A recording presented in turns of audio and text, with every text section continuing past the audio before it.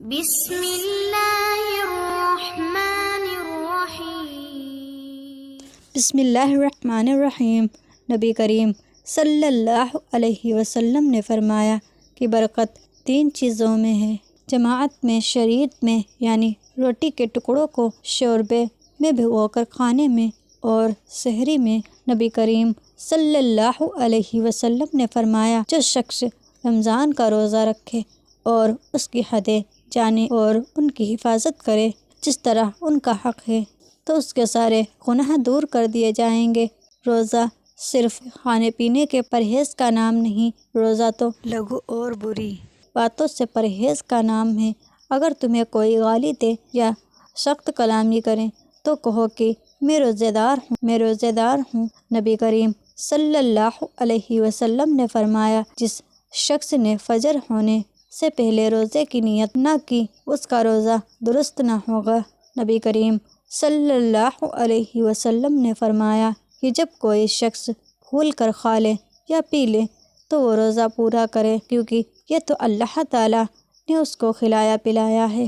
نبی کریم صلی اللہ علیہ وسلم نے فرمایا جس نے بغیر کسی رخصت یا شرعی اجازت کے اور بغیر کسی بیماری کے روزہ توڑ دیا تو عمر بھر کے روزے اس کی تلافی نہ کر سکیں گے، اگرچہ وہ سارے زمانے کے روزے رکھ لے۔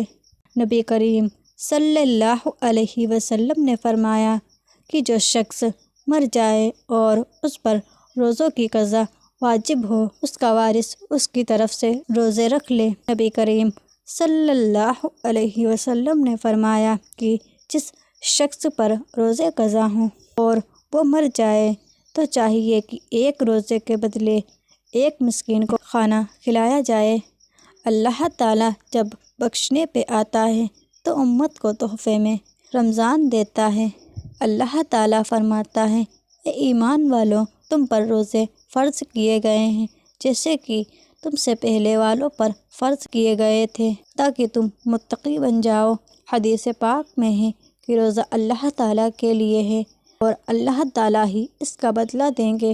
اللہ تعالیٰ نے رمضان کے مہینے میں اپنے بندوں پر بے انتہا کرم، رحمت، مغفرت اور نوازشوں کی بارش کر رکھی ہے۔ یہی تو وہ مہینہ ہے جس کو تمام مہینوں کا سردار اور سب سے افضل کہا گیا ہے۔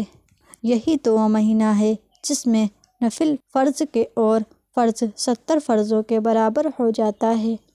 یہی تو وہ مہینہ ہے جس کو قرآن کریم اور تمام آسمانی کتابوں کے نزول کے لیے منتخب کیا گیا۔ یہی تو وہ مہینہ ہے جس میں آسمان اور جنت کے دروازے کھل جاتے ہیں۔ یہی تو وہ مہینہ ہے جس میں جہنم کے دروازے بند اور شیطان کو قید کر لیا جاتا ہے۔ یہی تو وہ مہینہ ہے جس کو رحمتوں، برکتوں، بخششوں اور نجات کا مہینہ کہا گیا ہے۔ یہی تو وہ مہینہ ہے جس میں شب قدر جیسی عظیم رات رکھی گئی ہے۔ یہی تو وہ مہینہ ہے جس میں باکثرت جہنمیوں کی گردنوں کو جہنم سے آزاد کیا جاتا ہے۔ یہی تو وہ مہینہ ہے جس کے پہلے عشرے کو رحمت، دوسرے عشرے کو مغفرت اور تیسرے عشرے کو جہنم سے خلاصی کا عشرہ کہا گیا ہے۔ یہی تو وہ مہینہ ہے جس میں بندوں کی دعائیں باکثرت قبول کی جاتی ہیں۔ نبی کریم صلی اللہ علیہ وسلم نے فرمایا رمضان کا مہینہ کیا ہی بہترین مہینہ ہے۔ حضرت ابو سعید خدری رضی اللہ تعالیٰ عنہ نبی کریم صلی اللہ علیہ وسلم کا یہ ارشاد نقل فرماتے ہیں رمضان المبارک کا مہینہ تمام مہینوں کا سردار ہے اور حرمت کے اعتبار سے ذی الحجہ سب سے زیادہ عظمت والا ہے۔ نبی کریم صلی اللہ علیہ وسلم نے فرمایا مسلمانوں پر کوئی مہینہ ایسا نہیں گزرا جو رمضان سے بہتر ہو اور منافقین پر کوئی مہینہ ایسا نہیں گزرا جو رمضان سے زیادہ برا ہو۔ رمضان کا مہینہ وہ عظیم مہینہ ہے جس میں قرآن پاک نازل ہوا، جیسا کہ اللہ تعالیٰ نے سورہ بقرہ میں ارشاد فرمایا رمضان کا مہینہ وہ مہینہ ہے جس میں قرآن کریم اتارا گیا، اور صرف قرآن پاک ہی نہیں اللہ تعالیٰ نے ہر آسمانی کتاب اور صحیفے کے نزول کے لیے اسی مہینے کا انتخاب کیا۔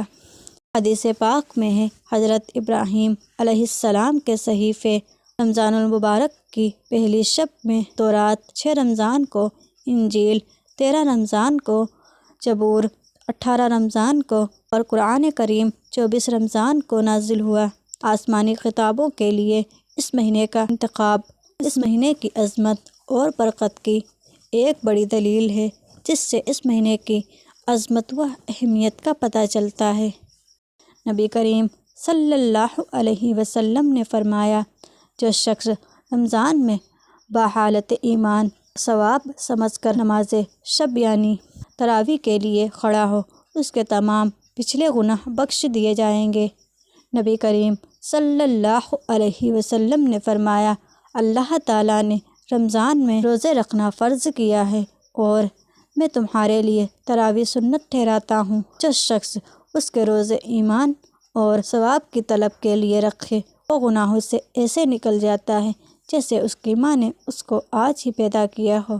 آمین یا رب العالمین۔ جزاک اللہ۔